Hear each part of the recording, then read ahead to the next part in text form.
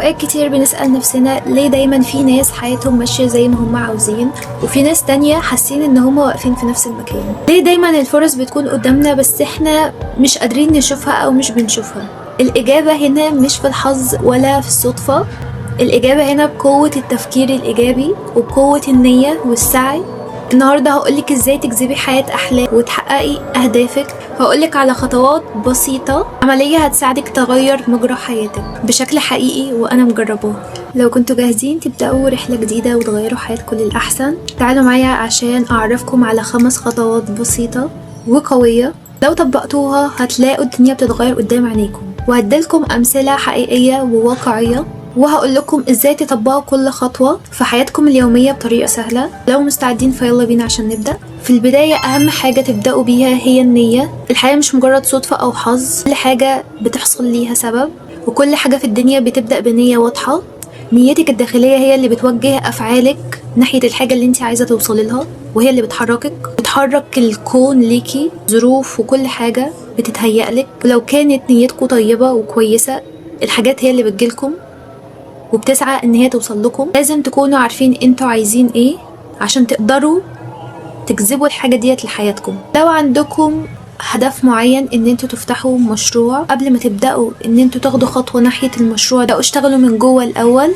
يكون عندكم ثقة ان انتوا هتقدروا تحققوا الحاجة ديت، والثقة تكون جاية عن استحقاق، بمعنى ان انتوا تكونوا عارفين ان انتوا ممكن يكون في احتمال ان انتوا تفشلوا فيها، تقعوا فيها، يطلع لكم عراقيل، حاجات تمنعكم. يكون عندكم ثقة ان انتوا هتقدروا تكملوا بالرغم من كل التحديات ديت، وان انتوا هتفضلوا ماشيين.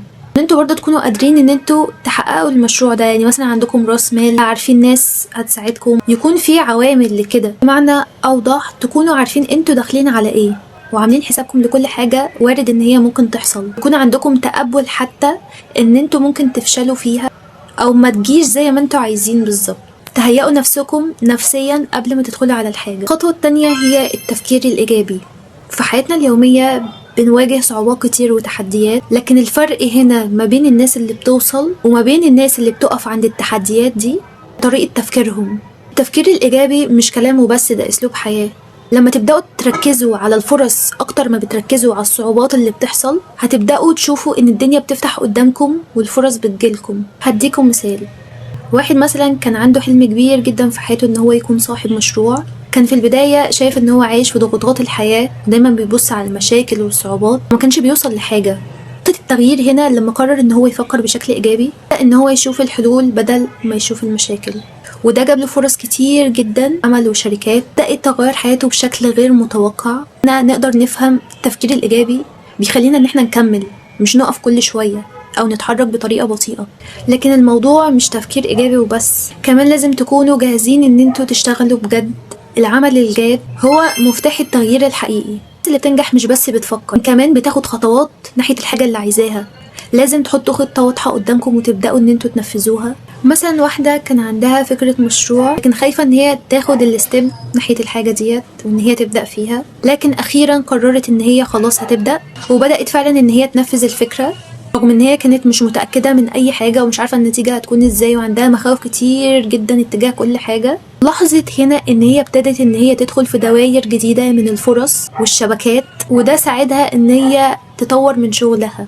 من هنا نفهم ان احنا خلاص احنا عايزين حاجة نعملها، عندنا هدف معين نبدأ فيها. مش لازم نبدأ بشكل بيرفكت، مش لازم نكون جاهزين في كل حاجة. نبقى جاهزين ان احنا نقدر ناخد الخطوة، بس عندنا بقى مخاوف، عندنا حاجات لسه مش متأكدين هي تحصل ولا لأ. ما نخافش من حاجة احنا مش عارفين، ممكن ما تحصلش اصلا، لكن ما نضيعش بقى حياتنا او نضيع الفرصة اللي قدامنا ان احنا ناخد لها خطوة بسبب مخاوف احنا مش عارفين هي ممكن تحصل اصلا ولا لأ. طبيعي الرؤية ما تكونش واضحة لينا، فاحنا عشان تكون واضحة لينا نبدأ ناخد خطوة، نبدأ نمشي في الحاجة عشان نعرف نشوف، انما مش نحكم على الحاجة واحنا ورا الشاشة ونفضل نخاف ونبني مخاوف وحاجات وهي اصلا ممكن يكون ما فيهاش كل ده. بس هنا يجي سؤال مهم، هل كل حاجة بنحققها بتكون من غير راحة؟ طبعا لا، لان مش هتقدروا توصلوا للنتيجة اللي انتوا عايزينها من غير ما تدوا نفسكم الوقت اللازم ان انتوا ترتاحوا فيه. لازم يكون في فاصل كده وانتوا شغالين في الحاجة اللي انتوا عايزينها. لازم تعملوا توازن ما بين الجهد والراحة. ان دي حاجة مهمة جدا ان هي تحافظ على طاقتكم وحماسكم اتجاه الشيء اللي انتوا شغالين عليه، ان دي بتكون فرصة لإعادة شحن طاقتكم. زي مثلا واحدة دايما مشغولة طول الوقت في شغلها لدرجة ان هي ما كانتش بتلاقي وقت لنفسها، فكانت بتشتغل بطريقة مش بتديلها النتيجة اللي هي عايزاها، فقررت ان هي تاخد وقت ان هي ترتاح، تفصل شوية عن الشغل. مثلا خرجت مع اصحابها، قعدت مع عيلتها، فكت شوية، عملت حاجة هي بتحب ان هي تعملها، ترسم. فهنا قدرت توازن ما بين شغلها وحياتها، او شغلها ووقتها لنفسها، خلاها تحس بطاقة جديدة وخلاها ان هي تحقق اهدافها بشكل اسرع. وفي النهاية ده محتاج منكم طاقة ايجابية، يعني ازاي تخلقوا نوع من التوازن بين طاقتك الداخلية والتفاعل مع الناس، البيئة اللي حواليكي. الطاقة الإيجابية مش بس كلام حلو ومش عارف، بيشمل مشاعرك وأفعالك. لما انت مليانة بالطاقة الإيجابية، لما الفرص دخلت لحياتك ان انتوا تكونوا بتعملوا الحاجة وانتوا حابين ان انتوا تعملوها، مش بتعملوها بالغصب، ده هيجيب معاكم نتيجة عكسية. فالمهم ان انتوا يكون عندكم طاقة إيجابية وانتوا بتعملوا الحاجة، تدوا كل حاجة حقها.